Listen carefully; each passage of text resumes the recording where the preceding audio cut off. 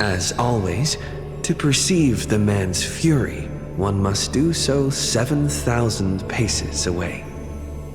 The Kremnos he guards is once again shrouded by mist. Rust, blood, and fire are the ceremonial ode to the demigod. There is no one to witness or to give cheers of glory. The final Kremnos festival goes on without end. The victor shall embrace death and silence, and his glory will only be remembered by the defeated array. For that man, laws and seals no longer have meaning. War and battle never cease for a single minute, each passing day indistinguishable, morning and night entwined. The corpses pile up, filling ravines, forming mountains strong. He carved time with peak's edge and counted the fleeting years by fires of war. Sometimes the lion would climb to the hilltop to look down on the world and search for friends in longing. The distant heavens and earth stretched vast and boundless, but their endlessness felt ever more remote. Like Nikador, he cannot escape madness's clutches. Guarding the city alone and embroiled in war, the murmurs of the black tide constantly sound in his ears. Yet a flame soars up his chest every moment, casting light upon the indomitable path behind him. Memories seal the echoes of the past as the man strides into battle, fists clenched fast. He is the wound this world must bear, the new king before whom old gods despair. As stated in Idonia's poems, humans are born with eyes closed to accustom to this world's light, and their sight fades in old age to reacquaint with night's anthems. But the man did not bow to the decay of time, rejecting the lure of death's call. With each return from the brink of death, his eyes burn with fury, fixed upon his foes, until everything suddenly faded away, like a surging black tide swallowing all into nothingness. The world dissipates in the roiling black tide's requiem. Even the lion will one day die, a departure with no way back. With a sudden fall, his pierced chest hits the ground, and slowly flowing into the underworld is his golden blood, departing his system.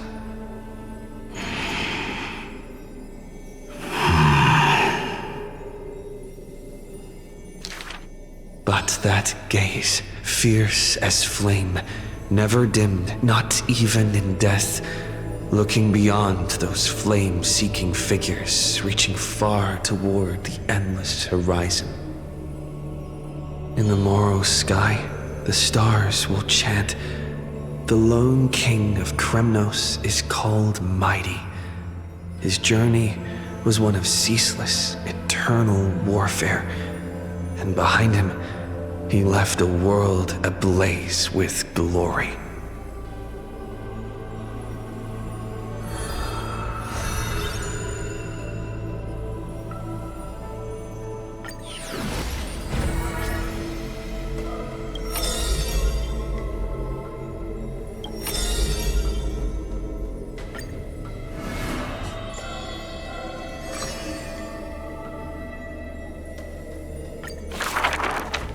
A good student, who often did stupid things, Was the assessment from the lotophagist sage. An excellent healer who fails at all scholarly means. Was the assessment from the noticed sage. A shining child who also burns away her own life's rays. was the assessment from the erythroceramist sage. A fool who was always wreathed in smiles, while drowning in a weighty and pitiful dream. Was the assessment from the Nusporist sage. The girl had visited all the schools during her time studying in the Grove. She refused to become a scholar, despite her exemplary grades. Instead of increasing this world's knowledge, I prefer to reduce its pain. While the sages faced her words in silence, the Nusporist sage alone decided to hire her as assistant post-haste. An apprentice who spends wisdom is more precious than scholars who hide knowledge away. The faded twilight courtyard, long eroded by time, now shelters a girl, the sole heir of her lineage. Loneliness accompanied her days, till the sage of the Caprists visited her and brought her a chromatic pony with a grin. It may be the Eye of Twilight's creation in times gone by, for it shines with the sky's rainbow hues within. Could it be the warlike winged beast of her father's tales? But the sleepy, dreary-eyed pony before her was soft as freshest plucked cotton. The girl still took this gift, for from the little creature she smelled the scent of clouds distant. If it weren't for her, I would have suffered more accusations. The Nusporism sage says in admission. The scholars coming to deliver arguments and reproach often stopped before the door, not coming to fruition. For the girl before the door soothed their blazing anger like the soft clouds, gentleness in cumulation. Do you know what sacrileges he has committed? The girl muddles her answers, yet her heart knows in full admission. Like you and me, he too wishes to heal all of this world's afflictions. The girl treated ailments for many years in the Grove, composing her medical treatises into tomes. When scholars seek medical help, she realizes with a startle that kindness too can grow into its own bloom. By that time, the twilight already lost their eyes, and the world drowns in evernight, while the girl and the healer again traverse the world in gloom. Seeing the golden thread and ivy in the night, though it has been long since she recalled her past, she once again thinks of her childhood dream. Should the sun be dimmed by destiny's decree, then the dawn that heals the world I shall replace.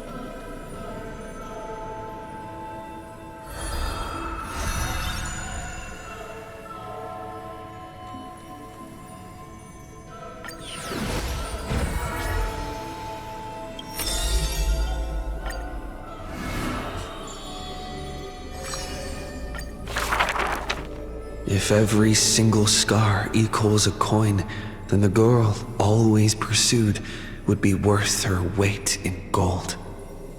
Deception, theft, and night heists, but her nerves failed her when it mattered most. The girl clutches meager loot to her chest and escapes, muttering curses, bearing her pain. If it were head-on, I definitely win next time. She always longs for the coin of whimsy's blessing and creed. Yet the coin in the air always suddenly disappears, as if in reply from the trickery titan. Day and night flow, and the thief star makes circles across the sky, while time molds the girl into an adult. The cloak once used to conceal her entire body now only suffices as a hood that barely covers her fringe. No matter. These days, I have no need to hide. With a confident stride and a silver tongue, her perfected fraud thieving every opportunity as a result. And at curtain fall hour, those treasure-seeking steps fade into the moonlight. When she appears again, her arms are laden with money's weight. What is the art of thieving? Stealing from the poor. Not enough loot. Stealing from the rich. That's a boring task to boot. The girl narrows her eyes of greed towards those called the Chrysos heirs. The golden vines of the sages' homes, the sacred carcass of the Deathward realm, the divine lyre of the seashore's pearl, and the crystal chalice of the thousand gates. The girl knows not the treasure's origins, only that they are all valuable beyond measure. To have something priceless is the true art of thieving. A pity the deceits are all eventually revealed, and the thief meets a rare defeat. A golden thread discerns her meticulous disguise, and the heroes hold down her third hand to imprison in this thief star made of human feet. I take defeat with my head held high. Spare me your sympathy. She frankly faces the accusations, knowing that escaping would be nothing more than child's play. So the Chrysos heir outside the cage smiles sweet. Would you like to see my most precious, a treasure bride? It is a dress, like the beauty god Nestia's divine body. More blinding than the sun, rivaling the moon in its glory. It is woven by divine threads. It captivates even the gods. But all the lies and deceit are revealed under the golden thread's query. The world-famous thief is stirred by such grand words into a flurry. Then just you watch. This wondrous dress will forever remain in my own gallery.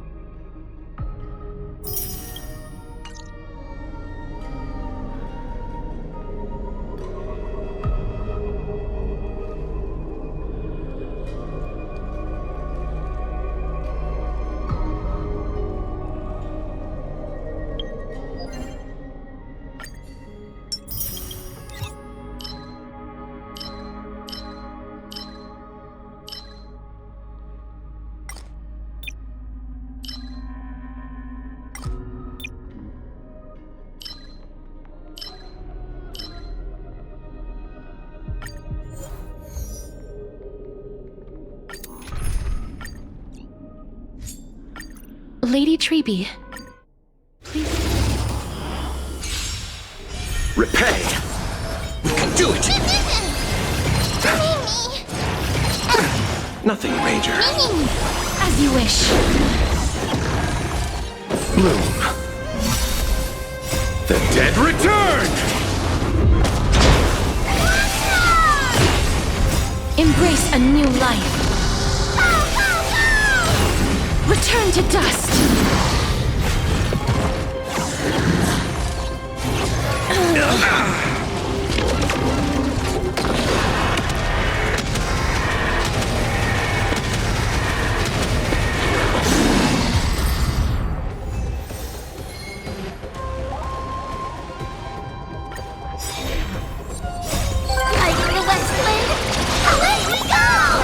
I choose you! Receive divinity! We can do anything! We'll tear. Bloom. Repay! The dead return!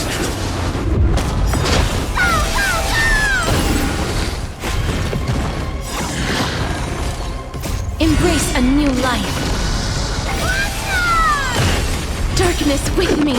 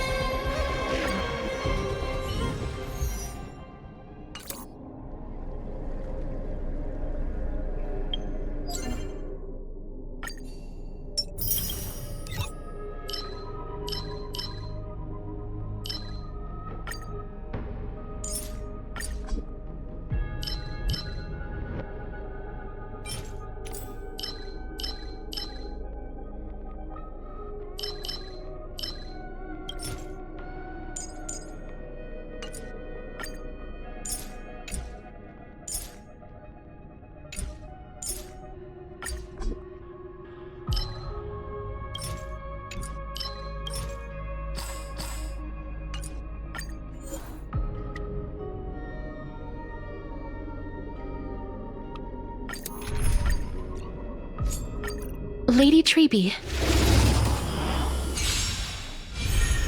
We can do it! Receive divinity! As you wish. Like the Westland, away we go! We'll tear. Bloom. Repay!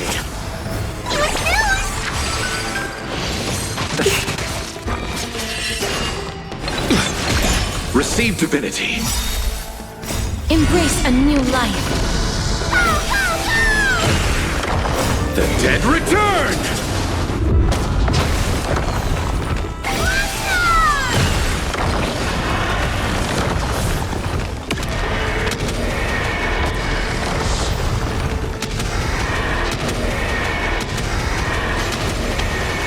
May death protect us!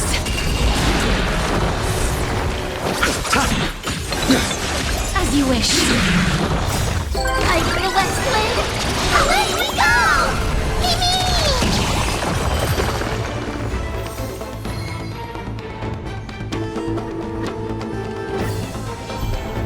I choose you!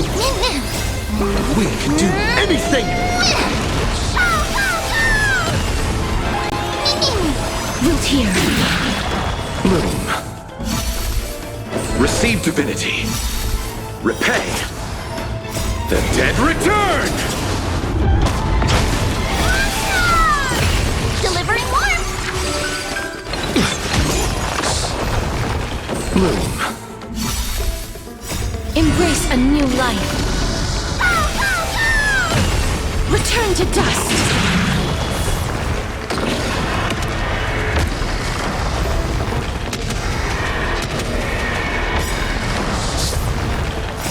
Like the Westland, away we go!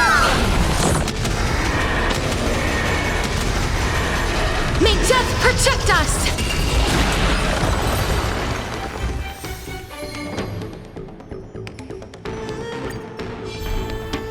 Do it! Receive divinity! As you wish. We'll tear. Bloom. Repay! The dead return! Embrace a new life. Darkness with me.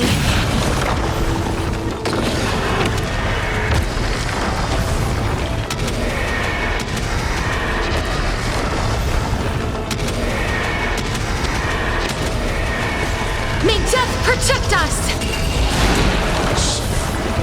Receive divinity. As you wish. Are you the West Wind? Away we go!